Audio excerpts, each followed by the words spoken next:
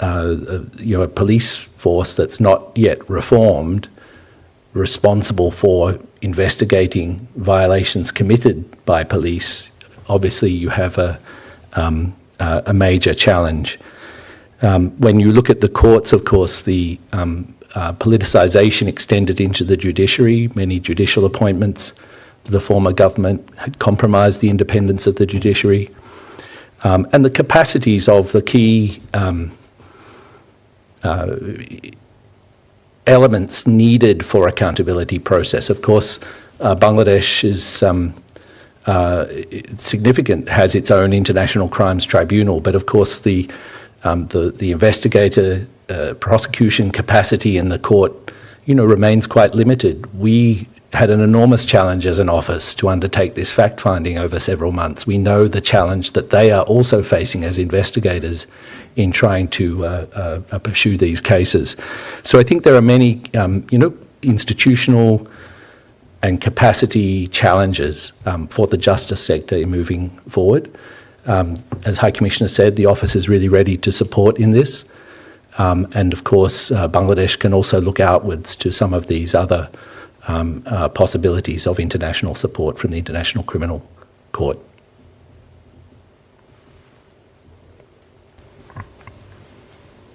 Actually, if I can just supplement what Rory has said, concerns do remain. That is clear, as the High Commissioner pointed out, and as Rory pointed out, transitions are fragile, and there are still a lot of concerns about the current situation in Bangladesh, particularly with regard to due process and fair trial in the many cases that have been filed, custodial deaths in the unreformed prison system, actions taken against journalists, and persistent incidents as well of mob violence, including attacks on minorities. In terms of recommendations, the report contains a very comprehensive set of recommendations on institutional reform, law reform. One key recommendation is to take urgent measures to establish a victim and witness protection program that is independent of the existing security forces, and to initiate strict disciplinary measures and criminal investigations in cases of witness intimidation, because this is something we have witnessed quite a lot in Bangladesh. Thank you, Ravina. We've actually got a question online. It's from Boris Engelson. He says, Bangladesh has been the place of a rampant civil war for more than half a century. What did or could so far the UN do to monitor the risks thereof and try to avoid this second or third or fourth bloodshed since the early 70s? And then we have two other questions online. If we could go first to Zima Islam and then M.A.K. Zilani.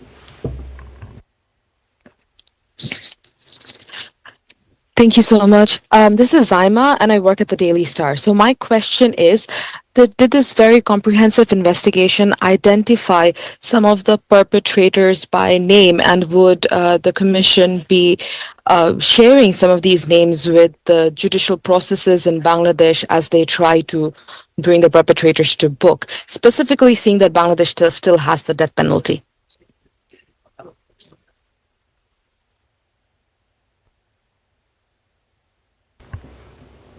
M.A.K. Zilani?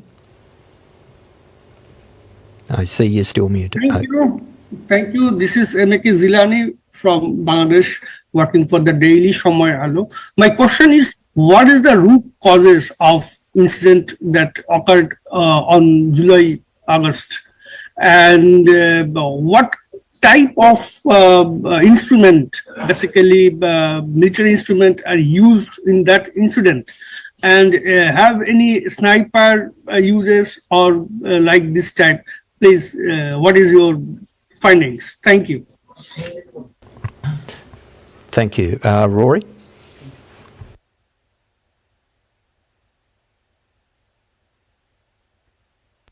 Thank you very much.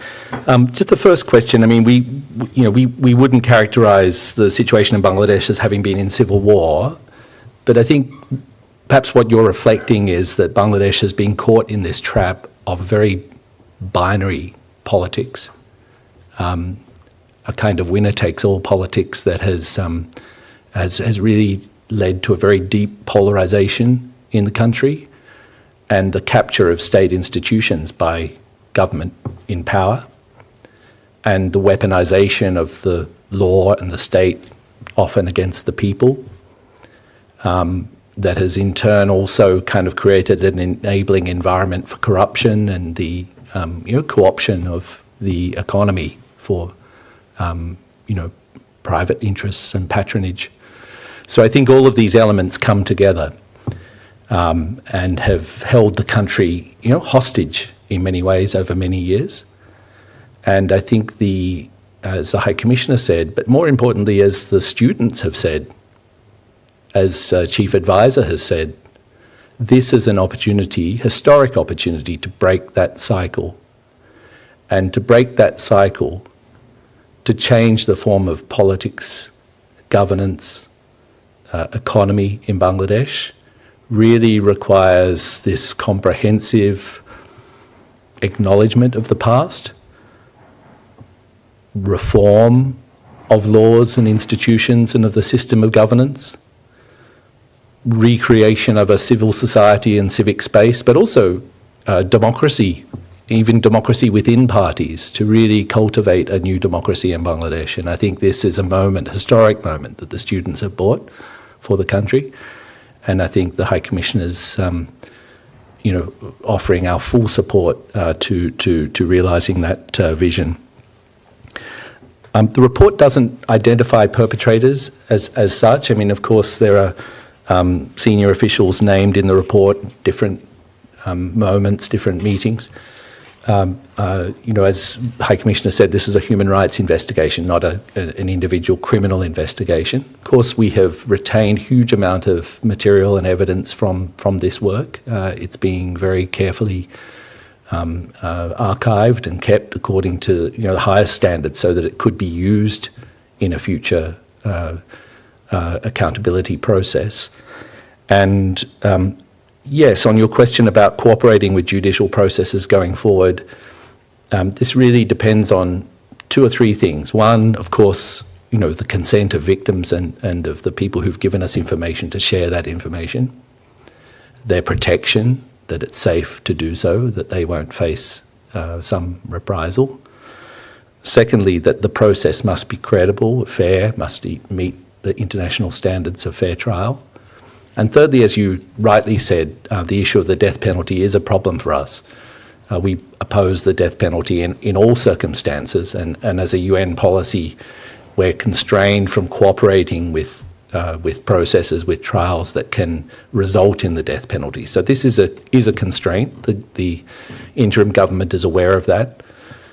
We hope that this whole process will lead to some reflection, debate, reconsideration of the death penalty in Bangladesh, which we think is actually part of this cycle of revenge. And root causes, so many issues identified in the report. I mean, of course, the protests themselves came out of this student protest over the reintroduction of a quota system of employment for government jobs that favoured families and descendants of the ruling party. But it reflected much broader grievances that had become very pent up in the society over a long time. And I think these relate back to some of the things I said about the nature of politics, the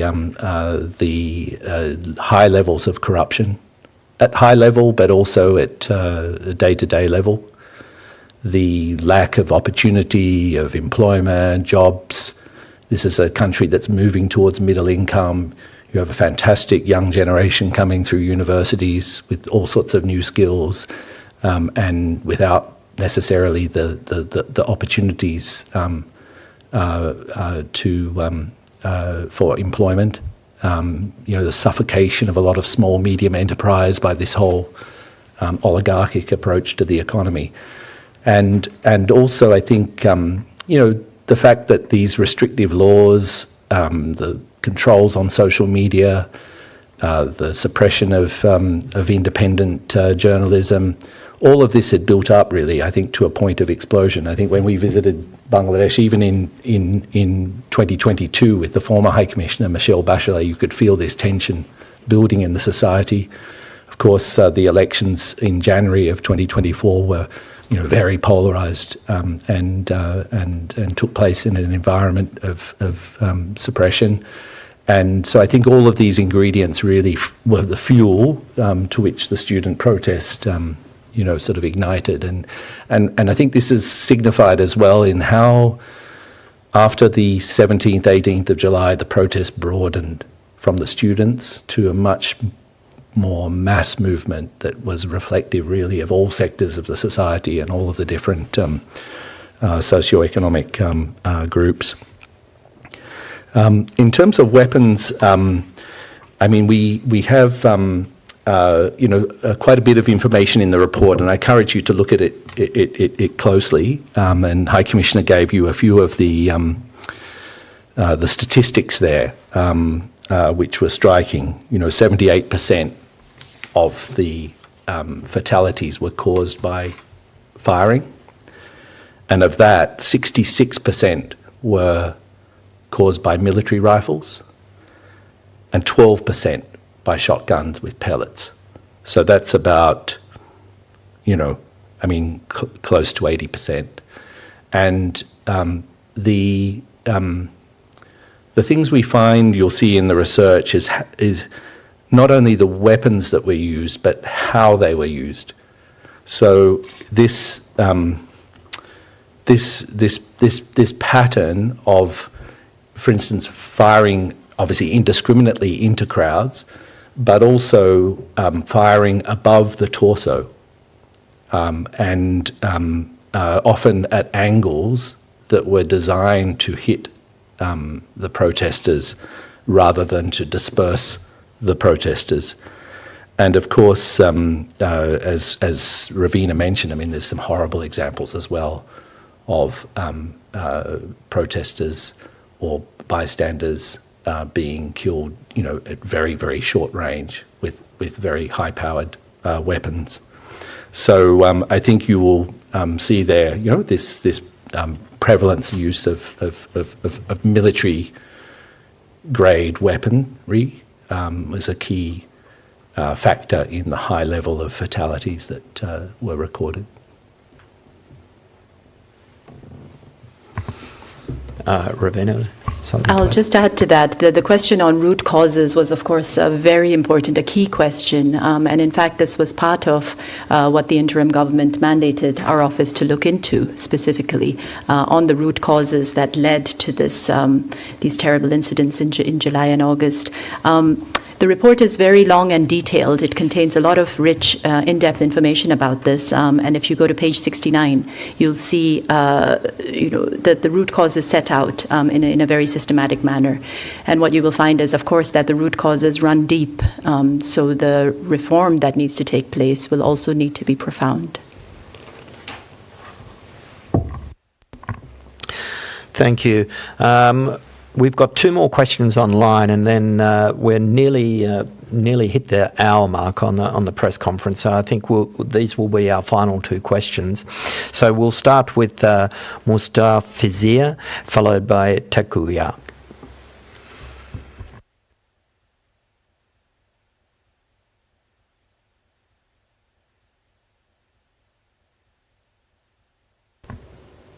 Mustafizir.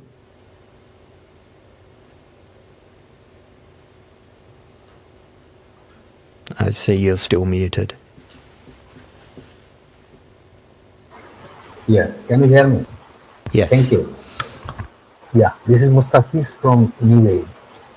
I'd like to know how could the UN system help Bangladesh government, at present the interim government, to bring back those who held key positions during the July massacre, including the Prime Minister, and many of them by the time fled to other countries and taking shelter there, including India. How could the UN system help Bangladesh to bring back those? And do you think UN position on death sentence could stand as a barrier to getting your support in the trial process or investigation process? Thank you. And a question from Takuya. Hi, could you hear me? Yes, we can. Thank you for taking my question. And I'm sorry, I was not allowed to get access to Zoom at the beginning, so someone might have asked already, but I know regarding former Prime Minister herself, are you going to ask India about her whereabouts? Because she reportedly, went to India first. So are you going to ask India? And do you think you have to interview with her or just it's out of scope? Thank you. Thank you, Takuya. There's a similar question. I'll just share one more question online, is concerning what they say, the trial process of Sheikh Hasina. How will it proceed? And the question, similar to what Takuya is asking, is why is India not handing over to Bangladesh? The interim government says that a formal request has been made to bring her back. Is there any opportunities for the UN to play a role in this matter?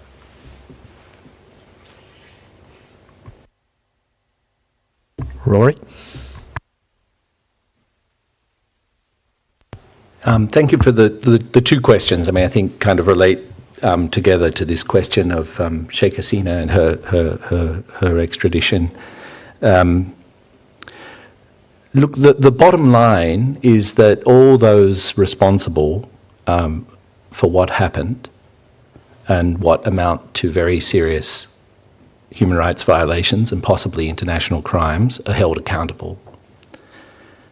And the report shows that there are different avenues through which justice can be pursued, both in Bangladesh and internationally. The issue of extradition is really a bilateral process, but we hope that states will cooperate and support each other towards this goal of accountability, whether that's India or other states where people may take refuge. There are other ways that states can cooperate and support Bangladesh as well. For instance, investigating corruption and tracing, assets and ill-gotten or stolen funds. So, the important thing is cooperation first, and secondly, that any extradition or trial process respects due process and international standards of fair trial. The specific point of the death penalty was raised.